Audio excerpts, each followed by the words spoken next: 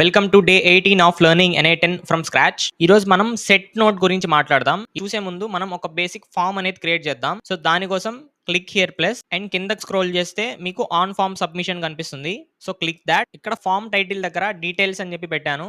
And then మనం questions అనేది add చేయాలి అంటే ఇక్కడ యాడ్ ఫామ్ ఎలిమెంట్ అని ఉంది కదా, దీనిపైన క్లిక్ చేయండి. నేను అడగాలనుకుంటున్న ఫస్ట్ క్వశ్చన్ ఫస్ట్ నేమ్. ఈ ఫామ్ లో first question first name and then last name and ఒక మెయిల్, ఈ 3 క్వశ్చన్స్ అడిగాను. And let's test it. ఇక్కడ ఎగ్జిక్యూట్ స్టెప్ క్లిక్ చేద్దాం. దెన్ ఒక ఫామ్ అనేది పాపప్ అయింది with the form title as details and first name enter చేద్దాం. Details దగ్గర ఫస్ట్ నేమ్ దగ్గర ఇక్కడ బేసిక్ డీటెయిల్స్ అనేవి ఫిల్ చేసి సబ్మిట్ కొడదాము. మీరు చూస్తే ఇక్కడ ఫామ్ అనేది సబ్మిట్ అయింది అండ్ మనం ఫిల్ చేసిన డీటెయిల్స్ ఇక్కడ output and this is the output. Now let's get back. And ఈ ఆన్ ఫామ్ సబ్మిషన్ తో పాటు మనం సెట్ నోట్ ని యాడ్ చేద్దాం. సో క్లిక్ ప్లస్ అండ్ ఇక్కడ మనం సెట్ నోడ్ అని చెప్పి సెర్చ్ చేద్దాం. ద ఫస్ట్ ఆప్షన్ దీన్ని మనం సెలెక్ట్ చేసుకుందాం. ఇలాంటి ఇంటర్ఫేస్ ఒకటి వస్తుంది. దీంట్లో మనం డేటాని ఎలా మ్యాప్ చేయాలి అంటే ఒక ఫీల్డ్ ని యాడ్ చేయాలి. So let's click on add field and మనకి ఇక్కడ ఒక నేమ్ అండ్ వాల్యూ అనేది వచ్చింది. నేమ్ దగ్గర ఫుల్ నేమ్ అని రాశాను. ఫుల్ నేమ్ అంటే మనకు తెలిసిందే first name and last name ని కలపాలి. సో దానికోసం ఇక్కడ ఫస్ట్ నేమ్ ఉంది కదా, దీన్ని డ్రాగ్ అండ్ ఇక్కడ డ్రాప్ చేయండి.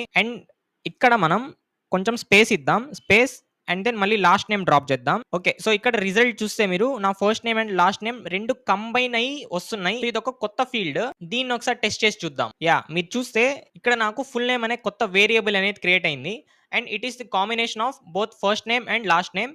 ఈసారి నుంచి మనం ప్రతిసారి first name and last name use చేయకుండా డైరెక్ట్ గా ఫుల్ నేమ్ అని యూస్ చేసుకోవచ్చు, విచ్ ఈస్ వెరీ సింపుల్. దీనికి